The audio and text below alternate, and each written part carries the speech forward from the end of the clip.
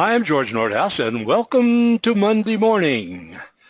Monday Morning title this week is Make 2017 Your Year for Professional Development. It's time. It's past time. As a matter of fact, we did that. And I have been working with Laurie Infantino for I don't know how many years, and a lot for both of us, and her husband and the other people that work for her, and Barbara for. And anyway, I won't go on and on because they got a good crew. But I have been following Community Center and sharing it for a long, talk about it for a long time. And we have had for, I don't know how many years, 3 or 4 years at least, the quiz flash we use, which they put out every week. And that's it on Monday morning, as you've seen, every week. And it will continue to be. And it's been fun because some people kind of just look forward to that and go to that, and it opens up, and so it's fun. I would like Laurie, if she would, to tell us just a little bit here about the Community Center. Good morning, George. Thanks for having me here on the Friday before Thanksgiving. The Insurance Community Center started about 6 years ago now, and it was an outgrowth of a prior business where I taught in person, and then we developed sort of a modern 21st century approach to this, and our whole goal is to assist the industry that we all love. Every one of our teachers is passionate about insurance, and Marjorie and Bob Marshburn and the whole team, and just to really help the industry with professional development and to share what we know in education and also to learn from them. And so that's sort of our mantra here at the center. Well, I wanted you to say that early on, kind of give people an idea, because I'm sure that some people don't know who the Insurance Community Center is. Of course, they haven't been paying attention to the world, if that's the case. But let me tell them about you.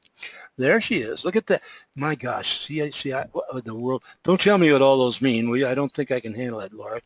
Good Lord. How many years did it take you to get all those things? Well, my first job was in 1969, and I started, the way a lot of people do in a servicing center at a bank, just checking homeowners policies. So since that point forward, I've been pretty dedicated to learning as much as I could and put a couple of those initials behind my name. Oh boy, a couple. I'm amazed. I always say that I could never pass CPCU. I used to teach it, but I could never pass it. At any rate, and the interesting thing, but to me, one of the other things about your background is you went to UCLA, and Sue and I, my wife and I, lived across the street from UCLA for the last years until we moved over to Santa Fe, and we're kind of UCLA oriented, and I always say to people that couldn't get into Vanderbilt, went to UCLA, so I guess that's okay. Anyhow, I shouldn't say that, should I? Can't you tell? Well, my children, George, my children kid me because they say to me that I certainly could not get into UCLA today. So they must think it was a lot easier back then. So I did have to produce my graduation certificate to show them that I actually did graduate there. So they were very impressed. My daughter graduated from there, and I know it's sure a lot more expensive now than then. But at any rate, and then you work with Dr. Emmett Vaughn, and I worked with Emmett Vaughn for many years. He's in Iowa, and if those of you who don't know him, he's gone, but he was just the top marketing guy. The teacher really in the industry. That's another story. His daughter became commissioner over there, insurance commissioner, all that. Anyhow, she founded this in 2010, and it's been quite a program. Let's set the stage here, because what I'm doing now is something a little bit unusual today, in that we're going to talk about why and how, but we're also then really going to go into the community center a little bit more so that all of you can be helped by utilizing it. Okay, Laurie, it's yours. Okay, so in preparation to explain why we think we are a solution to professional development and training, I think we have to set the stage as to why the training is so important. And professional training, I think, is more important than ever now. This industry just keeps getting more complex. I don't know what new people really do to try to learn this. People will say to me, I just want to know all the stuff you know. Well, I guess you have to, go back to 1969 then, when this all began, and when I looked a lot younger, I assure you. But this is a constantly changing industry. Forms are changing. Companies are in and out of the market. And part of our goal in our facility at the community university is to always keep on top of these changes. And in fact, in the beginning of this 2017, we'll be introducing all the changes that are coming down in the ISO series. So training is so important, especially now because of the number of changes that are taking place. Communications is really the big change, I think, don't you? Yeah, I mean, if I think it's tremendous. Yeah. Tremendous. So, you know, the other thing is that, especially in commercial lines, and I think in personal lines as well, our customers are much more demanding. Maybe it is that they trusted us more in the olden days. I'm not sure, but the relationship seems different now. And so, you know, they're asking more questions, they're seeing what's happening in the media, and they're demanding answers. And then we've got this technology, and that looks like pretty much every office I walk into, you know, with people just staring at their computers. It's bogging us down. You know, we become order takers. People are not thinking the way they used to think. True. Because they're just like you said, this technology may be a good thing, but it also has tremendously negative repercussions, I think, in terms of the workplace environment. And that's part of where I think we, you know, have a solution. Mm-hmm. You know, here's, you know, a couple of thoughts that I had, I like you know, that. what's happening. You know, part of it is, and I'll talk a little bit more, it's, you know, I think we're lacking that connection with others. We're not sharing the way we used to share. When I walk into offices, there's silence in these offices. Really? And in fact, I'm the loudest one in there. You know, I remember being in offices where people were talking, and you know, some of my bosses were screaming, and there was an energy that was going on. I don't see that. I don't see that in any of the offices anymore. And part of that, I think, that screaming and interaction and talking is that we were learning from each other. We would hear things, and we were growing together. And here's what an office looks like now. Okay, this is your typical cubicle environment. And I think anybody who's going to watch this can relate to this. Okay, this is the cubicle. We used to have what we call the bullpen. Now, the bullpen was where everything was wide open, you know, and usually around it there were, you know, glass offices so that managers and accounting could be in there. But the thing was that we could see each other. We could talk to each other. Mm-hmm. And now we're just isolationists. So where's the learning? You know, where's the learning when one person in this cubicle learns something from an insurance company where they can share with the people and say, hey, you know, did you just hear that, you know, CNA has changed this? You know, this is important. Mm-hmm. Where does that happen? Where does that communication happen? I don't think it does. You know, remember, and this goes back to our era, George, I know. when we actually talked to each other? I mean, we talked to each other. Remember when we talked to our customers, and now what we do is email? You know, it's very rare that you see these people in the cubicles having real conversations with their customers. Everything is an email, and part of it is this horrible fear of reprisal and E&O if we don't document everything. And so the spoken word is less and less. When did we talk? When's the last time that these folks talked to the companies? They're emailing. I remember the days, and you know, one of my favorite parts was when the special agents came in from the insurance company. I thought you were a special agent, George. You told me the other day that you were. I was always a marketing guy, but go ahead. But you know the special agents, and I don't want this to come across as a sexist remark, but they were like the best looking men I had ever seen. And you know, each one came from a different company, and they would sit with us. They'd take us to lunch sometimes. They'd tell us what was new. We would talk about our accounts we were working on. They gave us direction. And now what's happening is we don't have those kind of relationships with them. Maybe the companies are coming in and talking to the head people, but they're not talking to the worker bees. And And if anything, I think our relationships with the company have become somewhat adversarial. I'm involved in expert witness cases. I see where the insurance company, at the end of the day, rather than standing beside their agent, actually turns against them, and in some cases litigates against them. I don't remember that being the case back in 1969, 70s, 71, 80s, 90s. So, it's a different world out there. You know It's a what, Laurie? different.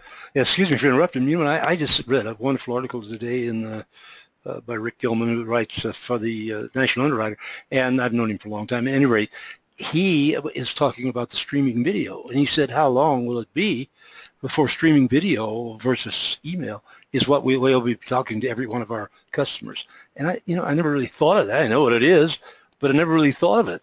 And you talk about email, that may be out of the way. That may be old. Now we're going to be streaming video, so it'll all be face-to-face. Scary, scary, Okay. scary. Well, I mean, but if it is streaming video, are you suggesting then that I'm going to see a face and we can talk to each other? I Absolutely. think that's well, maybe that's better. I don't know. But it's But at scary. least I can Yeah. see a face. To see how old we are. Yeah, all right. All right, go ahead. Excuse me for interrupting. Well, that's why I was afraid we were gonna do this meeting where you actually saw me, because clearly I would have at least put lipstick on before this grand I event. might have done that too. Yeah. Okay, that's good.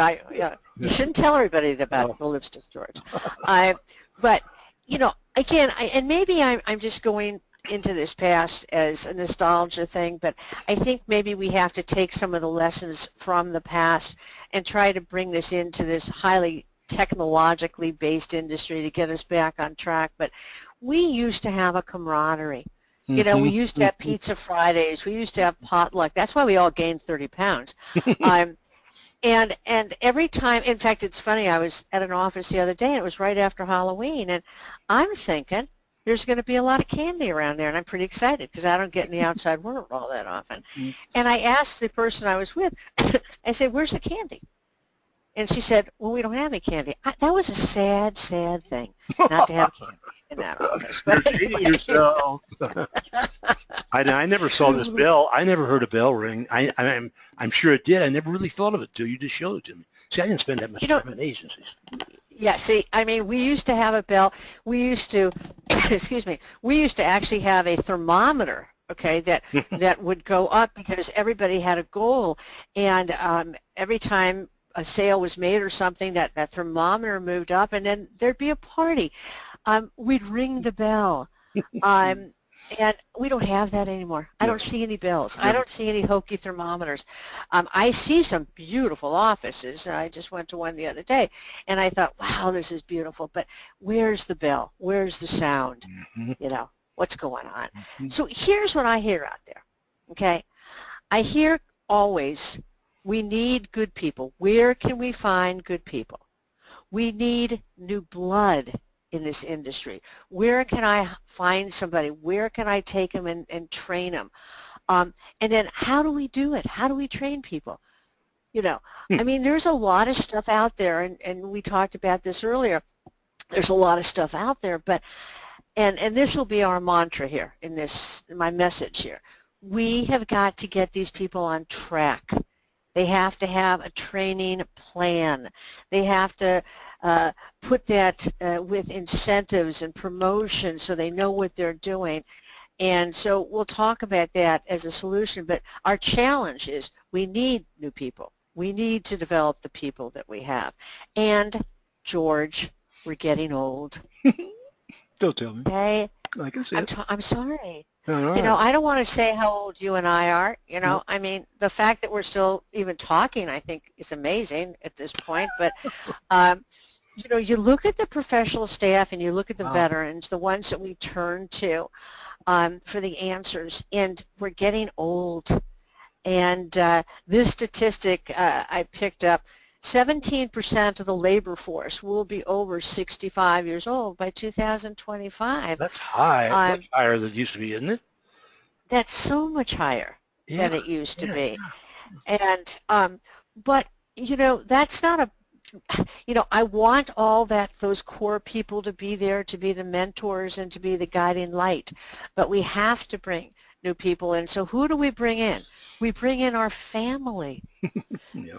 This is, this. I mean, we have now. I am training.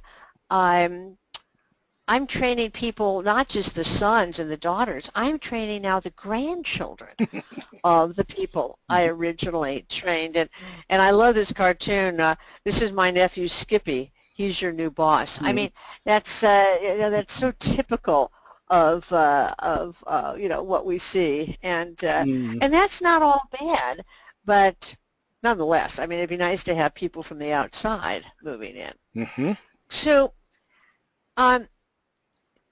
if you don't mind, I'm going to talk a little bit about who do we hire. Oh, I want you to mind talk about anything you like. This is really exciting to me because it's a kind of a new look at an old problem, and I'm liking it. Keep going. Okay. Okay. The reality is that we hire people from other agencies. Mm-hmm.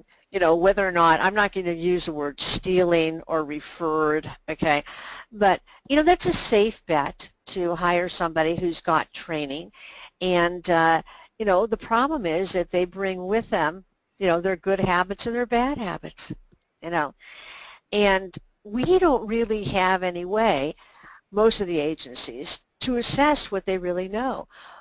What they do sometimes is they give them a test, when they hire, and it's kind of a standard test.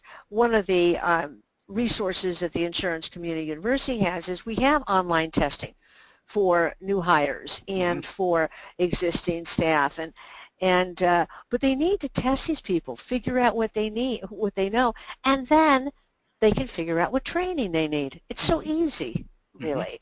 And then you get them, how do we integrate them into our system? How do we get them all to be our culture? Part of the reason that everybody doesn't fit into the culture of an agency or a brokerage or a company is because they haven't defined what their culture is. It's like a combination of many countries where they don't speak the same language, and that really is the agent's fault. If we hire somebody new, here's the question I get all the time, but I have to make such a big investment in them, and then, what if they leave? I've got to train them, I've got to spend time, I've got to spend resources, and that's a stumbling block. And even if they were to do it, where do they find these new people? Where do they find them? Now, I can tell you, back when I was hired in the first independent agency, and I won't say who it was. I can only tell you he's my mentor. He's still in the industry, and he's 90 years old. Wow. Wow. He hired from UCLA. All new people were from UCLA, and he worked in West LA. He still does. And that's where he recruited. And we were tested. This is back, in the early 70s. We were tested. We were watched. He handheld everything we did. But we knew we were on a track. We knew we were. And way back when, 2 of the 3 ladies are still in the industry. Wow. One of which is me. Wow. So, you know what? Let me interrupt you again.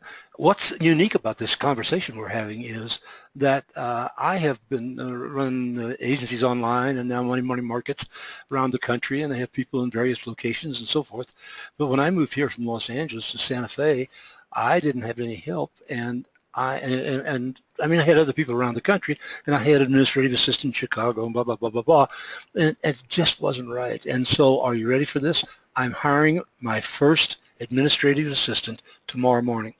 Believe it or not, this timing is unreal. I haven't had anybody for a long, long time. And the interesting thing about it is that I know exactly what you're talking about right there. Of course, my wife has an insurance hiring system, and we have for 20 some odd years. That's another story. But and it does the testing as you know. But at any rate, and I know all those things. And of course, we deal in the hiring and all that. But It's the first time I really had to do it. And I just want you to know that I've been thinking about it, thinking about it, and I ran a big ad. I'm talking to you with a picture of Einstein on it in the paper. It is. And he was totally harassed. And he was going all this reference. And then my headline said, I am so overwhelmed I need an administrative assistant badly. And then I put all the things down with him. It didn't say who it was or anything. I had 11 resumes the next day, and I'm telling you, those resumes were, some of them would knock my socks off. I never thought I'd get that. 11 doesn't sound big to you guys, but to us, when you're looking for what I'm looking for, boy, they're hard to find. At any rate, I found one. I'll find one. I'll report to the rest of you all later how it works out, but it's going to. But I'm so thrilled that you're talking about this right now. It's perfect timing. And you know, in our industry, because it is so difficult, even if you hire somebody for a basic position, so let's say you hire them and train them on how to issue certificates of insurance, there's more lawsuits that come from certificates of insurance than any other function that I can think of. So even your entry-level jobs like that carry with it tremendous responsibility. And so nothing is particularly easy about this. And I think that really agents and brokers should reach out to the universities, should go to the job fairs, and should invest the time to train them. And I think we are a solution to that. You know, for example, we have a set of courses called Insurance 101. You know, it's a 5-part series.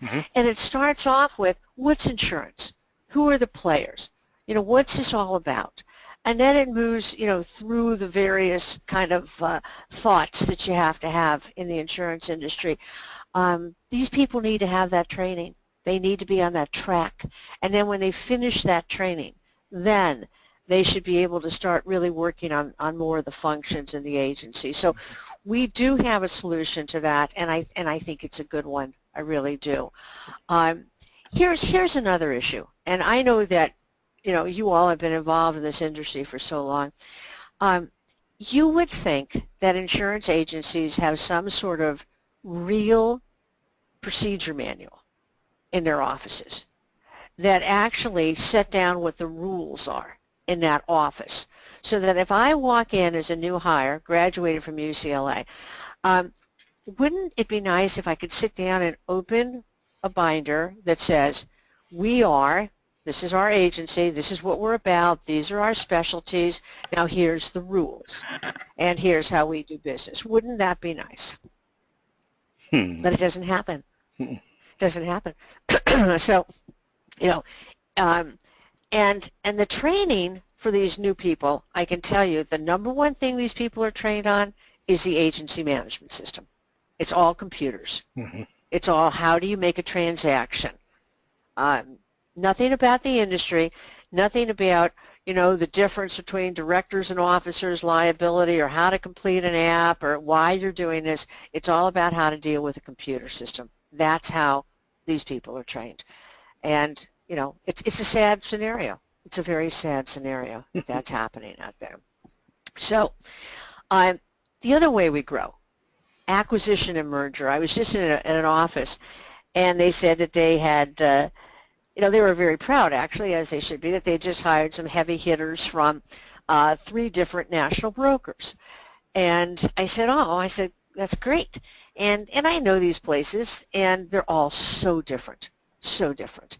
And I said, so how are you, you know, how are you bringing these people into the fold so that they do it your way? And they said, well, we haven't. You know, we're just kind of letting them run their own division. And I said, so there's no conversation here about the way you do things and how you want them to do it, or share, you know, their experience with everybody. And the answer is no. They're like these people are brought in, they're like in their separate silos, working completely independently. Yeah. Wow. You know, when we teach E&O, and we teach it quite a bit, I always say that exception equals error or omission. I would rather, let me just cough for a second here. That's awesome. I would rather that an agency always do something wrong then sometimes do something wrong. I'm just saying that if you always do something wrong, and you say, and you go into court and you say, well, geez, none of us do that. We didn't even know we were supposed to do that. Then at least you can just sit back and go, all right, these people aren't too bright. But if you go into court and you say, the division over here always does that, but this agent doesn't do it, then you go, wait a second. You had a standard of care you developed for this agency. One of these producers is not following that procedure, and that's a mistake on your part. So they're not creating the environment for people to know what they're supposed to be doing, and so they do have exception, and that doesn't work. It doesn't work when we go to court, because I'm not only going to look at what George Nordhaus did. I'm going to look and say, now what about all these other divisions? And I'm going to find out they do a better job, and then, as far as I'm concerned, you didn't meet the standard of care of your own environment. So it doesn't work well. Okay. So here we are, okay, and I'm pretty proud of what we've all created. You should be. We actually have Barbara in the background here, who is our number one person. She's the go-to lady. She's the one that develops that, has that verbal relationship with so much of our university. We're very proud that we have developed 2 certification programs. Those are the logos here. I'll talk about them in a second. Mm-hmm. We find it very, very important that people get on tracks, and so that's why we've devoted so much time to this. So why should anybody pick us? You said earlier, George, maybe people don't really know about us, and it's hard to get people to know about us, but once they do, they're pretty loyal. So why should you be working with me? Well, I co-founded the Insurance Skills Center back in 1977, so I've been doing this for a long time, my 39th year, and I actually think that I know being in a job for a long time doesn't mean you've done it very well, but I've got to say that I have a passion for this. I love to learn. I love to share. I love when people say, because I took a class from you in 1984 when you were the first woman CIC instructor, you were standing up there, and I thought, I've got the confidence. I can do it, and I want to know what you know. And so I so appreciate that I and our entire team have been able to touch, so many lives throughout this process. Oh my gosh!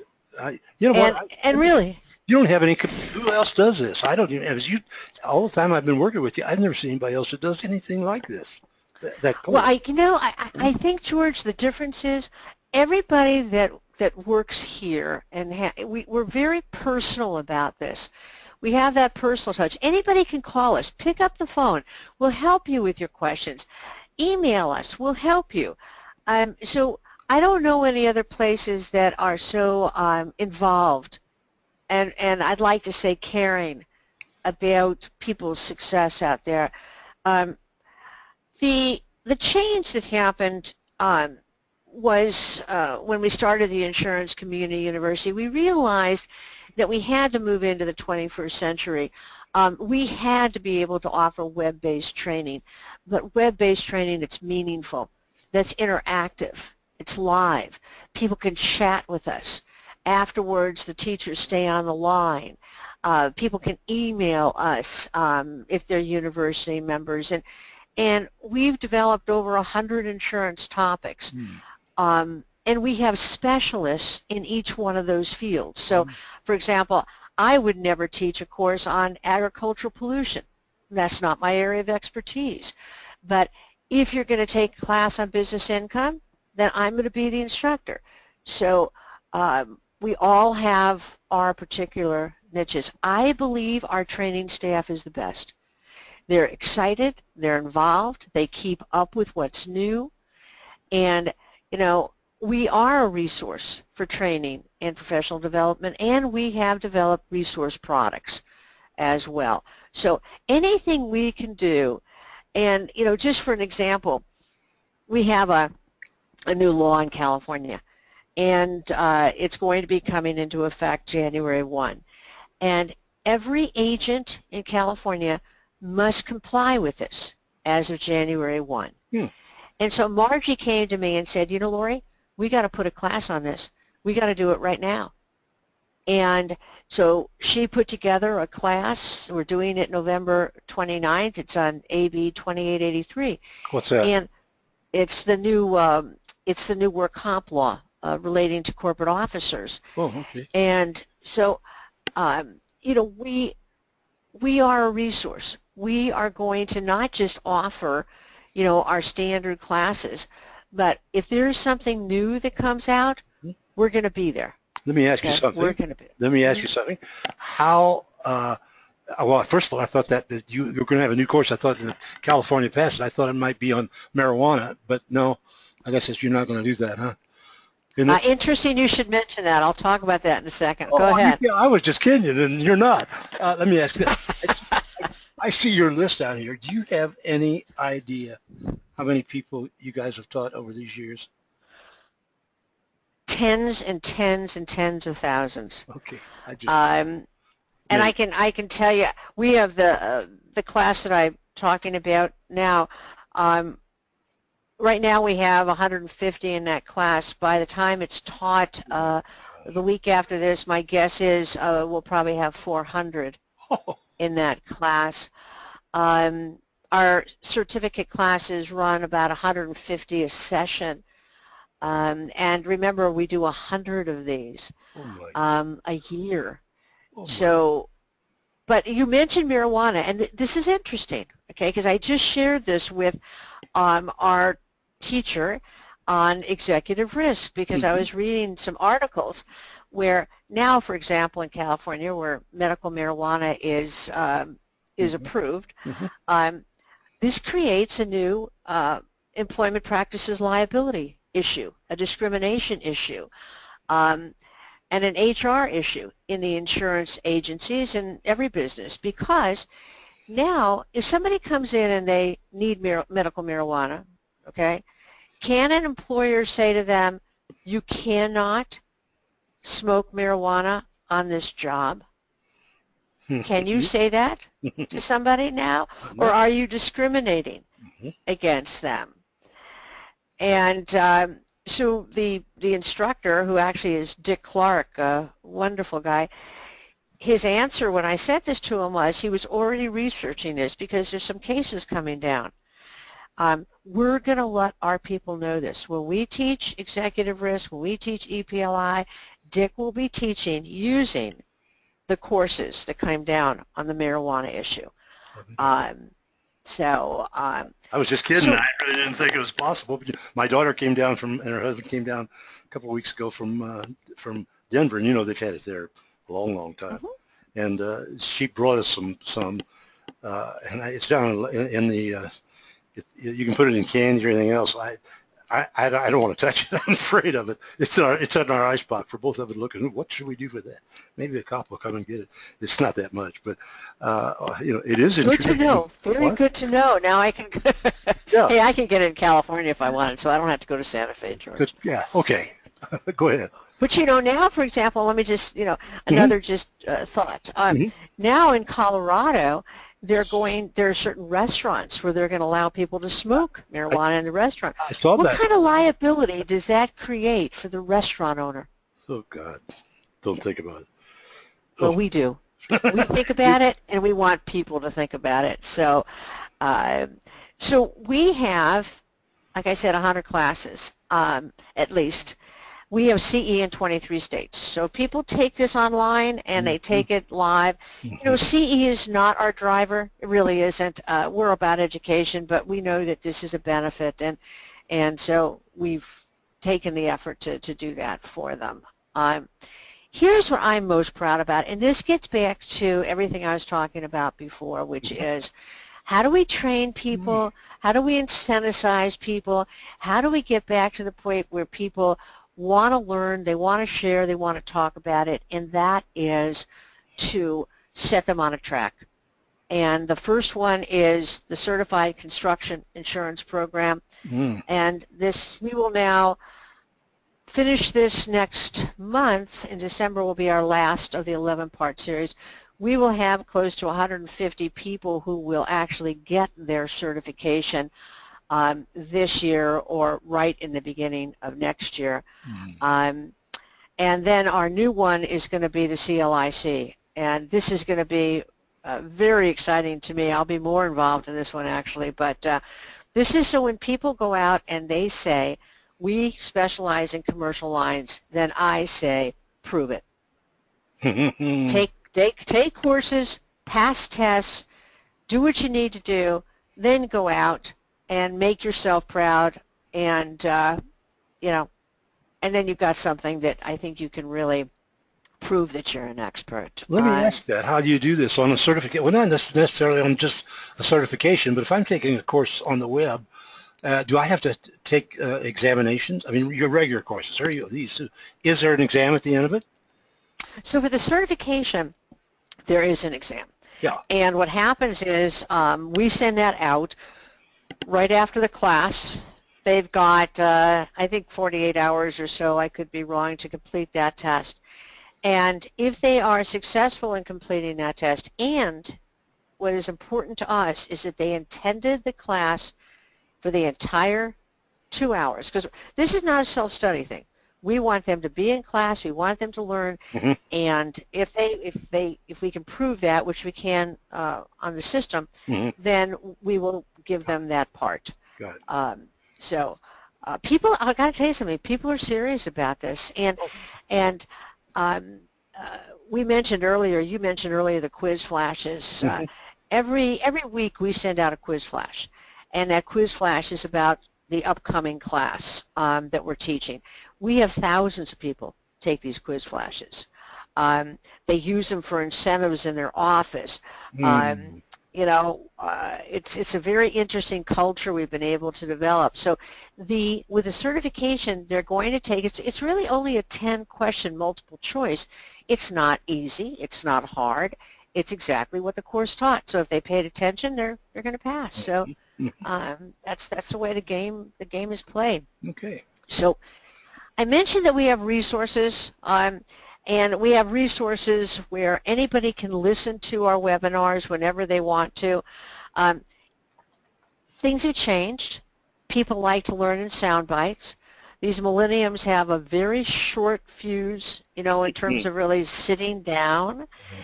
And so they can listen to these in their car. They can listen to them on their iPad. They can listen to them on their Apple Watch. You know, so they can listen to these archives whenever they want. That's for university members. We have checklists, tests, and we're always writing articles. Like the thing on marijuana, I guarantee that article will be written. And it'll go out into the public domain, and so that's one of the many things. So let's see what else I got here. Okay, so there's two ways that people can begin to work with us. They can join the university. It's one flat fee. It covers all their people. They can take as many classes as they want during the year. That's a good way. It is so good, and it's so reasonable that I don't understand why everybody doesn't do it. Because they don't know about it. They're going to when I They don't.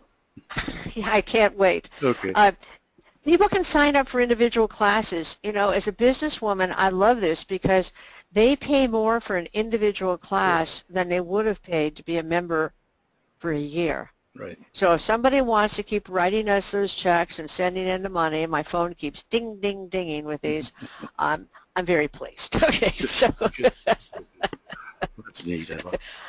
I love it. So I have a little track here because we're talking about how I think this needs to be people's goals. They need to start doing it. Stop talking about it.